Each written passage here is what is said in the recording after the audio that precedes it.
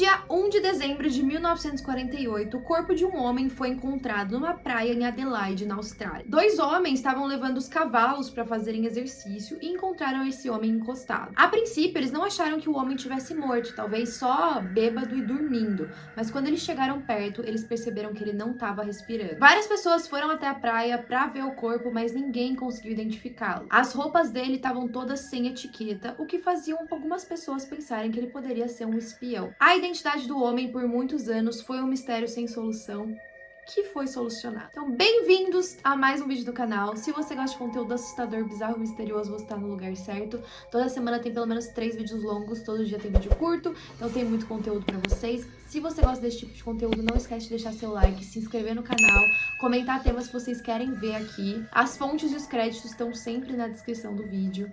E bora pra esse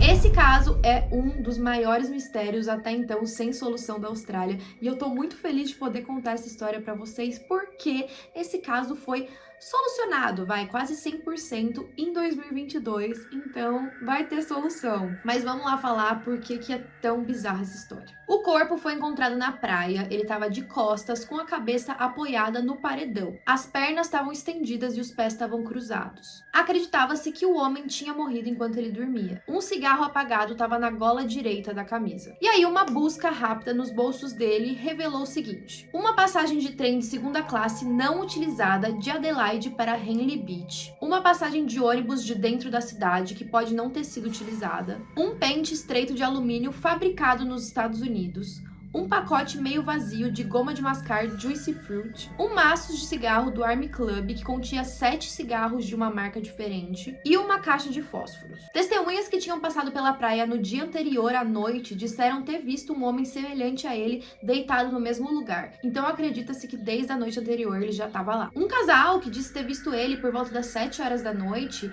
disse que ele tinha estendido o braço direito até a metade assim e deixado cair. Um outro casal viu ele das 7h30 às 8 e disseram não ter visto ele se mover em momento algum, mas disseram que ele mudou de posição. Eles não deram muita bola para o que estava acontecendo, apesar de ser verão lá na Austrália e ter vários mosquitos, porque eles imaginaram que o cara estava muito bêbado ou estava dormindo. Uma das testemunhas também disse ter observado um homem olhando para ele do lado de cima. Ele estava vestido com uma camisa branca, uma gravata vermelha, branca e azul, calças marrons, meias e sapatos, um pullover de tricô marrom e uma jaqueta elegante trespassada cinza e marrom, de alfaiataria e supostamente americana. Todas as roupas que ele estava usando não tinham etiqueta, tinham sido cortadas. Apesar disso, na gravata dele tinha o nome T. Kim. É estranho que ninguém conseguia identificar o homem, então muitos pensaram que ele poderia ser americano, afinal ele estava com alguns itens que indicavam ser dos Estados Unidos ou até mesmo europeu. Logo ele foi levado para o hospital para fazerem uma autópsia e descobrirem a causa da morte. O estômago dele estava muito congestionado com sangue, e o médico, na opinião dele, disse que a morte tinha sido causada por falha cardíaca por envenenamento. A autópsia também indicou que a última refeição dele foi feita cerca de 3 a 4 horas antes da morte. Só que os testes não revelaram nenhuma substância estranha no corpo. De acordo com o médico, ele disse: "Estou bastante convencido de que a morte não pode ter sido natural.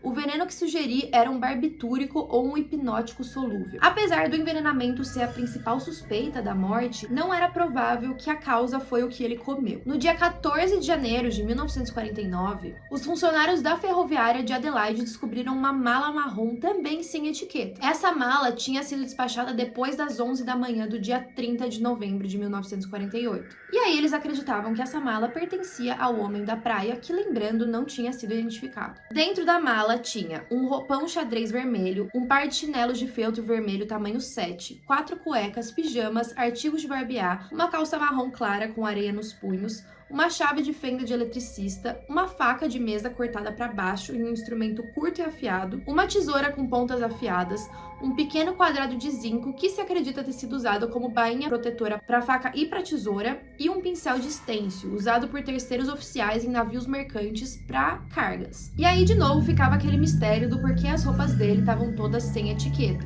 Naquela época era muito difícil você comprar roupas, a maioria das pessoas comprava roupas de segunda mão e era um hábito comum remover as etiquetas. O corpo tinha um físico muito bom, o cara era bem atlético e ele tinha alguns músculos na perna que indicavam que talvez ele pudesse praticar balé. A polícia sabia que não ia conseguir manter o corpo para sempre, para conseguir fazer com que alguém identificasse ele. Então eles decidiram fazer um molde do rosto dele de gesso. O molde pegava todo o rosto até aqui nos ombros. Um grupo de locais também ficou com dó daquela situação e pagou um espaço no cemitério e colocou ali uma plaquinha para ele ser enterrado, e ele foi enterrado como o Homem Desconhecido. Meses depois, eles encontraram um pequeno pedaço de papel no bolso das calças dele. Quando eles desenrolaram esse papel, tinha só uma frase: Tamanchur. Mas era um mistério o que aquilo significava. Eles decidiram publicar no jornal para ver se alguém descobria alguma coisa. E aí, uma pessoa foi à frente e disse para a polícia que aquele era o final de um livro chamado Derrubayá, escrito por um homem chamado Omar Khayyam. Aquela frase significava o fim ou o final. Isso começou a trazer à tona a teoria de que talvez aquele homem tivesse tirado a própria vida. Um homem também apareceu dizendo que tinha encontrado no carro dele uma cópia desse livro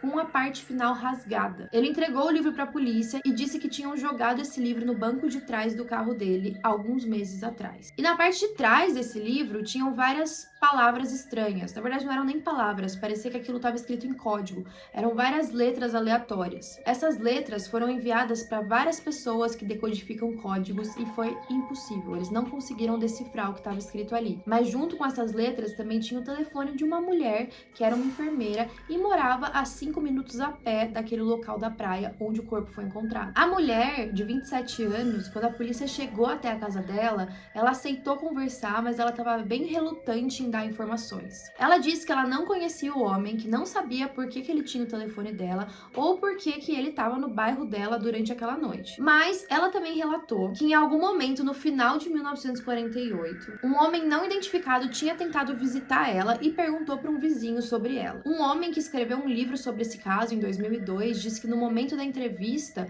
ela estava sendo muito evasiva, que ela simplesmente não queria falar sobre o assunto. Ele disse que ele acreditava que ela sabia sim qual era a identidade daquele homem, e a filha dela, anos depois, quando a mãe já tinha morrido, disse que também acreditava que a mãe sabia quem era. Quando eles mostraram para ela o busto do homem para ver se ela identificava, ela disse que não. Mas a reação dela, que descreveram assim que ela viu o busto daquele homem, era de completa surpresa, a ponto de dar a impressão de que ela estava prestes a desmaiar. O homem que criou o busto e que estava presente na hora que ela olhou, ele disse que ela, depois que olhou pela primeira vez, ela imediatamente desviou o olhar e se recusou a olhar novamente. Bem suspeito, né? Mas fora isso, não tinham outras pistas e o caso foi considerado o maior mistério sem solução da Austrália. Até que um homem, professor de engenharia elétrica em uma das universidades da Austrália, ficou sabendo do caso. Ele pegou uma revista que tinha um artigo falando dos 10 maiores mistérios sem solução do país. E aí eu acho que o segundo era o Homem de Somerton, que é o caso que a gente tá falando.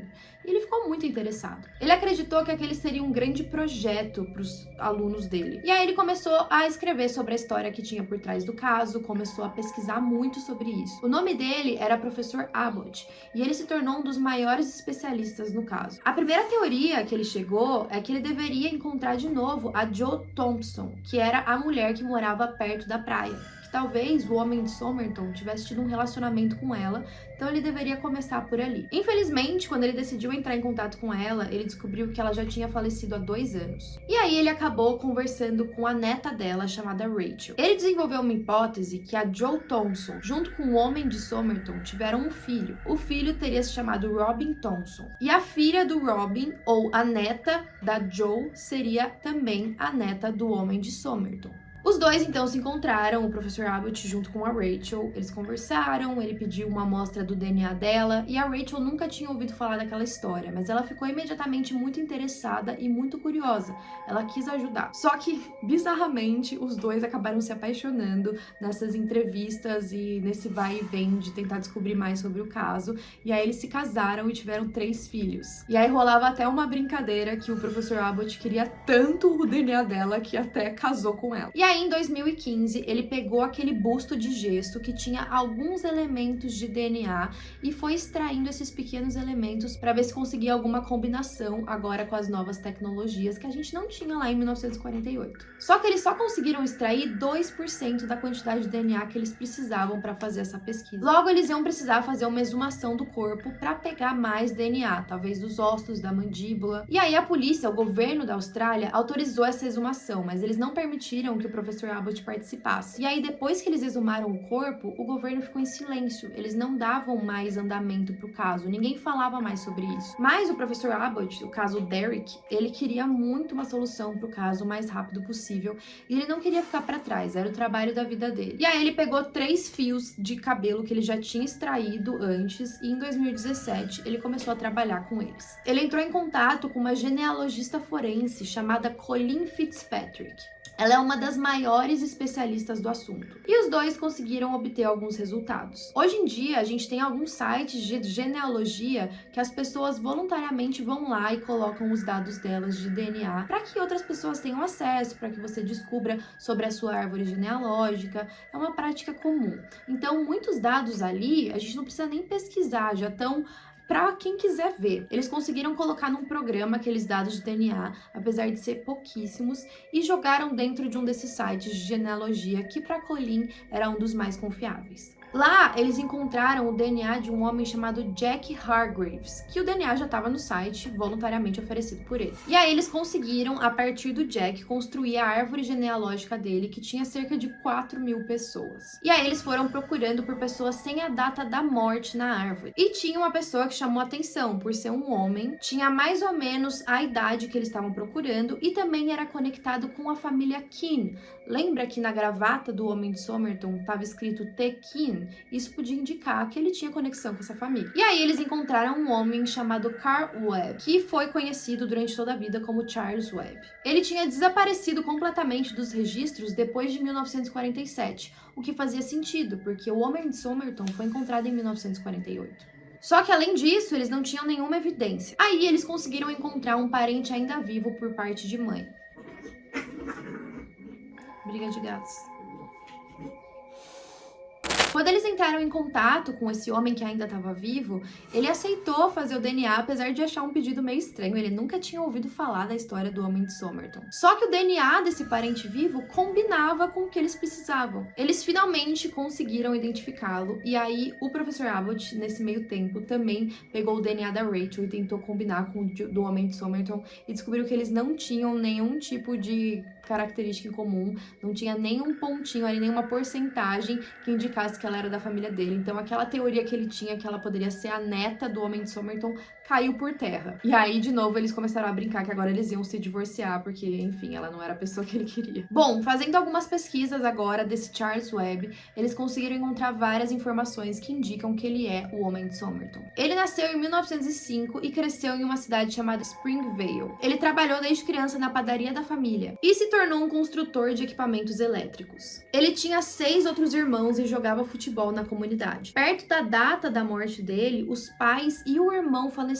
Ele também se separou da esposa. Ele foi casado com uma mulher chamada Dorothy Robinson. Eles se casaram em 1941. O casamento era péssimo. Hoje a gente consegue ver os registros do pedido de divórcio dela. Quando ela foi pedir para se divorciar dele, já era ali em 1947. E ela relata um comportamento muito abusivo do Charles. Ela dizia que ele era muito instável, que ele escrevia poemas e a grande maioria desses poemas era sobre a morte. Ele era violento com ela, em alguns momentos ele tratava ela bem, depois ele tratava ela mal, ele batia nela, falava para ela sair da casa, ela tentava fazer as coisas para ele e ele não queria. Ele também era bem ameaçador, teve algumas vezes em que ela tinha que ficar trancada dentro do quarto com medo dele fazer alguma coisa. Ela disse que saiu do apartamento em que os dois moravam em setembro de 1947 e que desde então ela não sabia onde ele estava. Quando ela falou que ele escrevia esses poemas sobre a morte, ela também disse que era isso que ele desejava. Ela disse que ele não tinha amigos, que ia dormir por volta das 7 da noite e ela só tinha contato com 3 irmãs dele, que talvez a polícia pudesse entrar em contato